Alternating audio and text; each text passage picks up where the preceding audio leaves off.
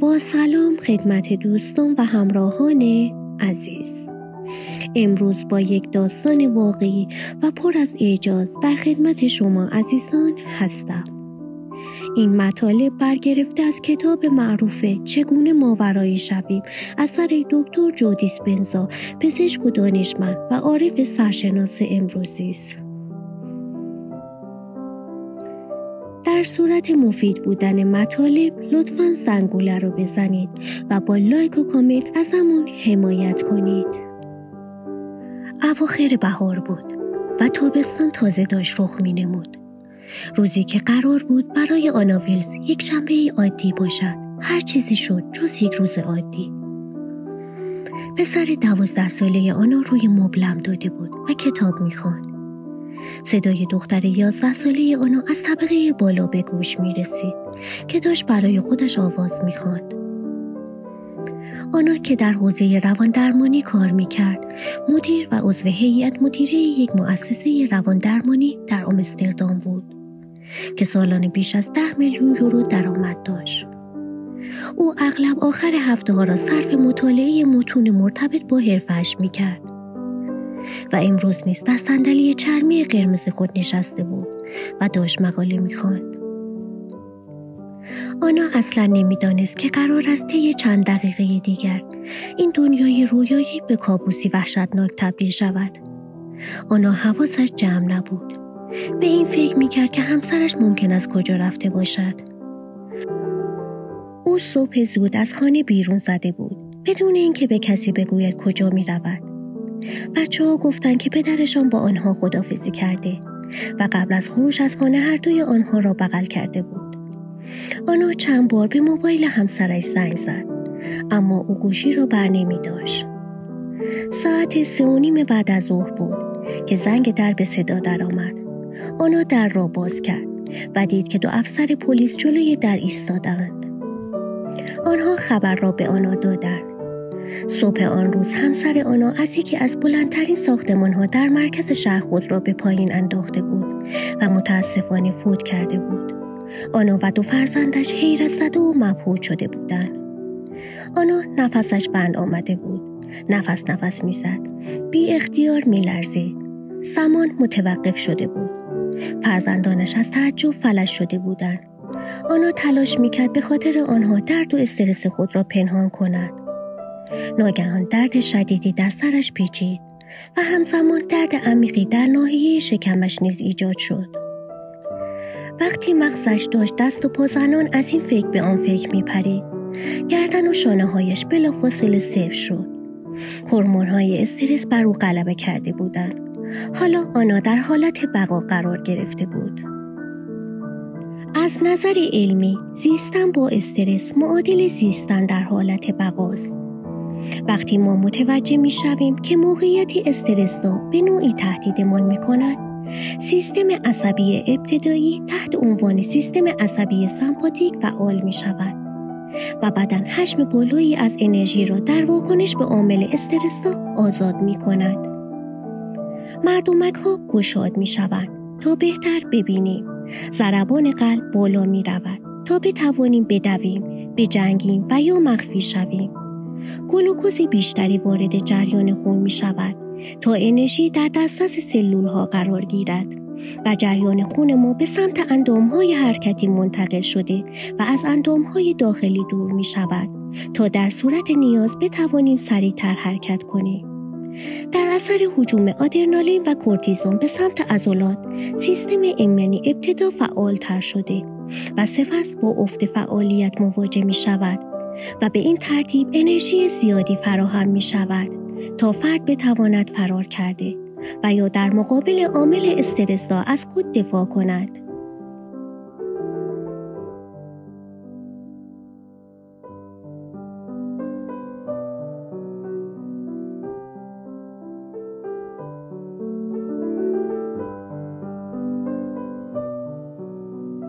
اخبار استرس‌زای خودکشی همسر آنا بدن و مغز وی را وارد حالت بقا کرد. تمام ارگانیسم‌ها می‌توانند در کوتاه مدت شرایط نامطلوب را تحمل کنند. تمام ما این توانایی را داریم که با دوره‌های کوتاه استرس مقابله کنیم. وقتی رویدادی تمام می شود، بدن معمولاً طی چند ساعت به حالت تعادل باز می گردد و سطح انرژی خود را افزایش داده و منابع حیاتیش را بازیابی می کند. اما وقتی استرس طی چند ساعت تمام نشود، بدن هرگز تعادل خود را باز نمی یابد. در حقیقت هیچ ارگانیسمی در طبیعت نمی تواند مدتی طولانی را در حالت اورژانسی و استرس دوام بیاورد. آنا هر روز این رویداد را در ذهن خود مرور می کرد. آنا داشت مواد شیمیایی ثابتی را در مغز و بدن خود تولید می کرد. گویی که رویداد داشت دوباره رخ می داد. در نتیجه مغزش داشت پیوسته این رویداد را در بانک حافظه خود ذخیره می کرد و بدنش داشت از نظر احساسی مواد شیمیایی مرتبط با آن رویداد را صدها بار در روز تجربه می کرد. آنا دیگر نمی توانست سر کار برود و مجبور شد مرخصی بگیرد. آنگاه بود که متوجه شد همسرش با اینکه یک وکیل موفق به شمار می‌رفت، وضعیت مالی نابسامانی برایش به وجود آورده. او باید بدهی‌های قابل توجهی را پرداخت می‌کرد که پیش از آن حتی از وجودشان خبر هم نداشت. جای تعجب ندارد که استرس احساسی، روانی و ذهنی بیشتری به استرس قبلی آنا اضافه شد. 9 ماه بعد در روز 21 مارس 2008 آنا وقتی بیدار شد از کمر به پایین فلج شده بود. چند ساعت بعد او را در بیمارستان بستری کردند. معلوم شد به بیماری التهاب سیستم عصبی مبتلا شده. بعد از چند آزمایش پزشکان نتوانستند علت این مشکل را تشخیص دهند و لذا به آنا گفتند که لابد بیماری خود ایمنی دارد. سیستم ایمنی آنا به ناحیه پایینی نخاع حمله کرده بود و با تجزیه لایه‌های پوشاننده و محافظ اعصاب منجر به فلج شدن هر دو پای او شده بود. او کنترل ادرار خود را از دست داده بود. در کنترل مدفوع خود مشکل داشت و هیچ احساس و حرکتی در ناحیه ران و پا نداشت. خلاصه این که آنا نمی‌توانست بدنش را حرکت دهد. پزشکان آنا به مدت 6 هفته دوزهای بالایی از داروهای مختلف را به او تزریق می‌کردند تا التهاب بدنش کاهش یابد. به خاطر استرس بیشتر و نوع داروهایی که مصرف می‌کرد، آنا به نوعی عفونت باکتریایی خطرناک مبتلا شد که برای درمان آن دوزهای سنگینی از آنتیبیوتیک برایش تجویز کردند. بعد از 2 ماه آنا از بیمارستان مرخص شد. او با عصا راه می‌رفت. هنوز هم در پای چپ خود فاقد احساس بود و در ایستادن مشکل داشت. او نمی‌توانست درست راه برود. کنترل مدفوعش کمی بهتر شده بود، اما همچنان کنترلی بر دفع ادرار نداشت. وضعیت جدید سبب افزایش استرس آنا شده بود. او همسرش را به خاطر خودکشی از دست داده بود. نمی‌توانست کار کند و خرج خودش و بچه‌هایش را بدهد. دچار بحران جدی مالی شده بود. مادرش مجبور شده بود برای کمک به خانه آنا بیاید. آنا از نظر احساسی، ذهنی و جسمی نابود شده بود و با اینکه در بهترین بیمارستان‌ها، بهترین پزشک‌ها و بهترین داروها را در اختیار داشت، اما حالش بهتر نمی‌شد. در سال 2009 یعنی 2 سال بعد از مرگ همسرش معلوم شد او دچار افسردگی شدیدی شده. لذا مجبور شد داروهای دیگری را به داروهای مصرفی خود اضافه کند. رفتارش تا حدودی غیر منطقی شده بود. در ابتدا او به جز بچه‌هایش با تمام اطرافیانش دعوا می‌کرد. سپس کم کم با دختر کوچکش نیز وارد درگیری شد. در این حال مشکلات جسمی دیگری نیز برای آنا به وجود آمد و مسیر زندگی از آنچه که بود برایش دردناک‌تر شد. در اثر بیماری خود ایمنی دیگری در غشای مخاطی دهانش زخم‌هایی ایجاد شد که تا ابتدای قسمت فوقانی مریش گسترش پیدا کرد. برای درمان آن مجبور شد قرص‌ها و پمادهای دهانی مصرف کند.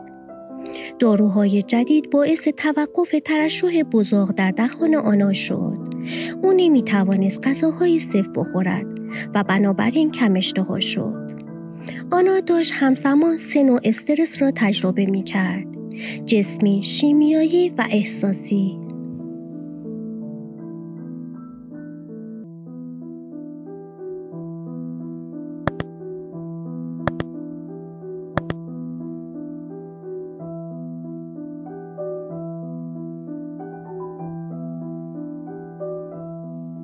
در سال 2010 آنا وارد رابطه‌ای ناموفق با مردی شد که با بدزبانی، قلدری و تهدید مداوم خودش و بچه‌هایش را آزار می‌داد. او تمام پول، شغل و احساس امنیت خود را از دست داد. وقتی خانه‌اش را از دست داد، مجبور شد در خانه آن فرد بدزبان زندگی کند. سطح استرس او مدام داشت بالاتر می‌رفت. زخم‌هایش به قشای مخاطی دیگر بدنش سرایت کرد. سیستم ایمنیش به طور کامل فرو پاشیده بود و داشت مشکلات پوستی متعدد، آلرژی‌های غذایی و مشکلات وزنی را تجربه می‌کرد. آنا به فکر خودکشی بود. با خود می‌گفت که از این بدتر نمی‌شود. البته اوضاع بدتر شد. در ماه ژانویه 2011 تیم پزشکی آنا توموری را در نزدیکی ورودی معده‌اش پیدا کرده و تشخیص دادند که آنا به سرطان مری مبتلا شده است. البته این اخبار استرس آنا را از قبل هم بیشتر کرد. پزشکان توصیه کردند آنا به صورت منظم جلسات شیمی درمانی را انجام دهد. هیچکس از او راجع به استرس احساسی و ذهنی سوالی نکرد.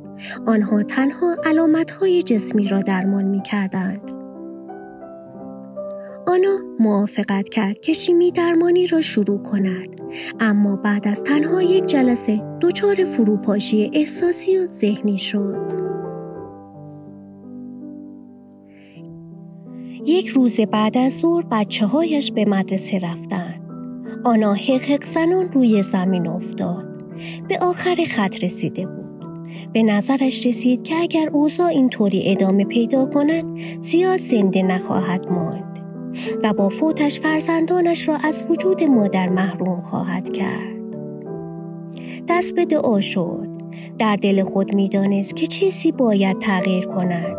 او با نهایت صداقت و سرسپردگی از خداوند راهنمایی، حمایت و راه برون رفت از مشکلات را خواست و قول داد که اگر دعایش اجابت شود در تمام روزهای مابقی عمر شکرگزاری خواهد کرد و به دیگران هم کمک خواهد کرد.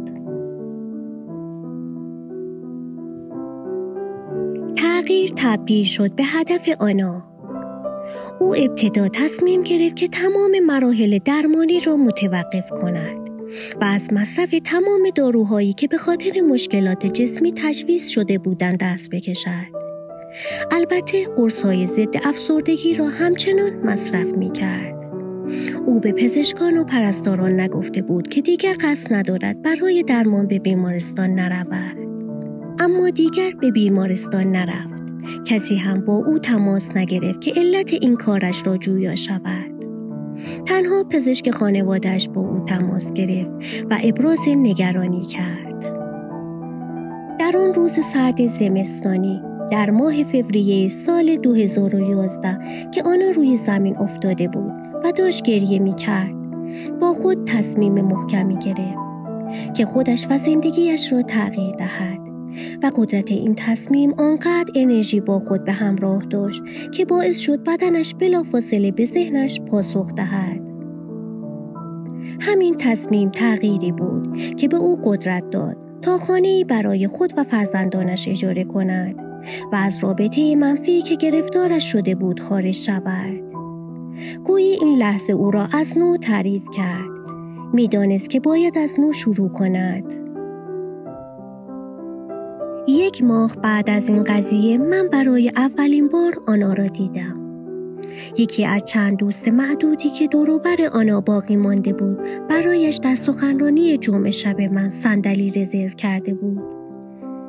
دوست آنا به وی پیشنهادی داد اگر از آن سخنرانی خوشش می آمد باید در کارگاه 2 روزه آخر هفته شرکت می کرد. آنا قبول کرد. بلافاصله بعد از اولین کارگاه آخر هفتهش او تصمیم گرفت 2 بار در روز مراقبه کند. البته نشستن و انجام مراقبه در ابتدا دشوار بود. او تردیدهای زیادی داشت که باید رفع می شد و بعضی روزها از نظر ذهنی و جسمی احساس خوبی نداشت. آنا با تغییر افکار ناخودآگاه، عادتهای خودکار و حالتهای عاطفی انعکاسی که در مغز او رسوب کرده بود و بدنش را از نظر عاطفی شرطی کرده بود، حالا بیشتر به آینده جدید سرسپرده بود. او از مراقبه در کنار عزم راسخ و احساس متعالی استفاده می‌کرد تا حالت وجودی خود را تغییر دهد. آنا هر روز بیشتر دلش می‌خواست که وقتی از مراقبه بلند می‌شود همان کسی نباشد که به پای مراقبه نشسته بود. او تصمیم گرفت که دست از کار نکشد تا زمانی که تمام حالت وجودیش به عشق زندگی تبدیل شود.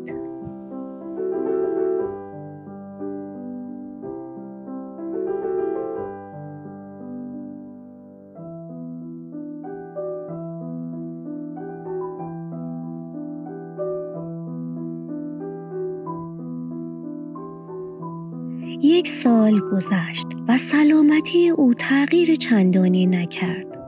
البته به مراقبه ها ادامه داد. او تمام مراقبه هایی که برای شاگردانم طراحی کرده بودم را انجام میداد.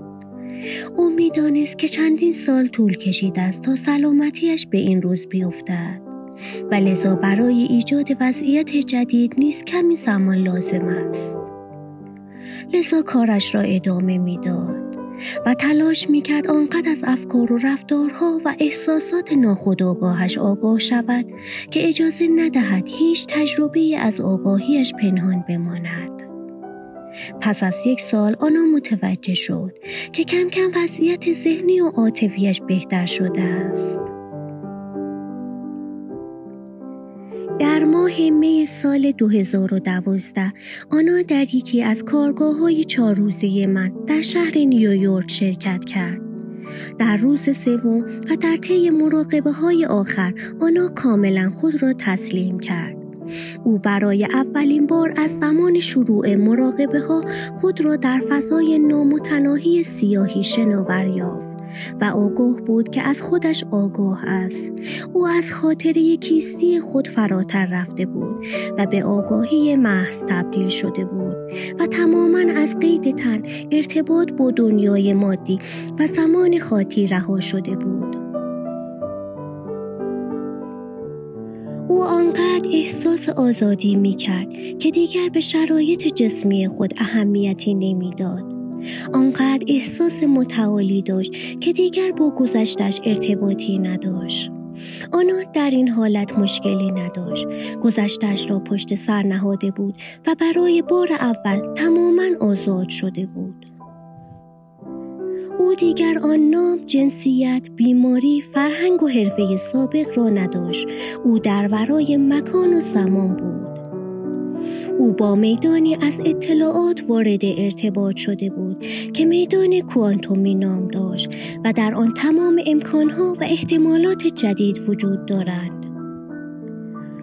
او ناگهان خود را در آینده‌ای کاملا جدید پیدا کرد، در حالی که روی صحنه‌ای بزرگ ایستاده بود و میکروفونی در دست گرفته بود و داشت داستان بهبود سلامتیش را برای جمعیت تعریف می‌کرد.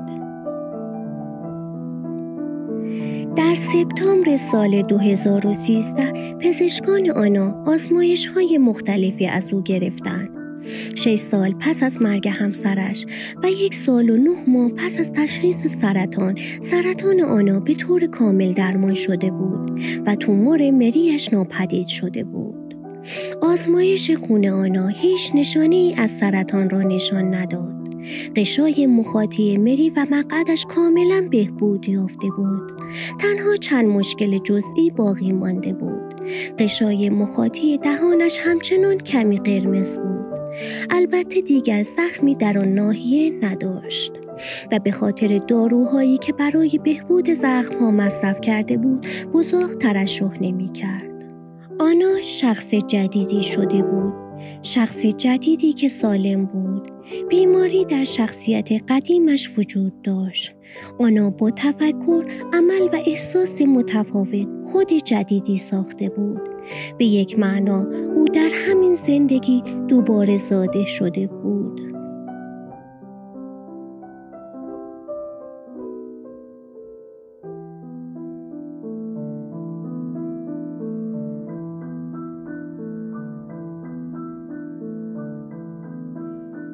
در دسامبر سال 2013 آنا همراه دوستی که او را با کارهای من آشنا کرده بود در رویدادی در بارسلونا شرکت کرد.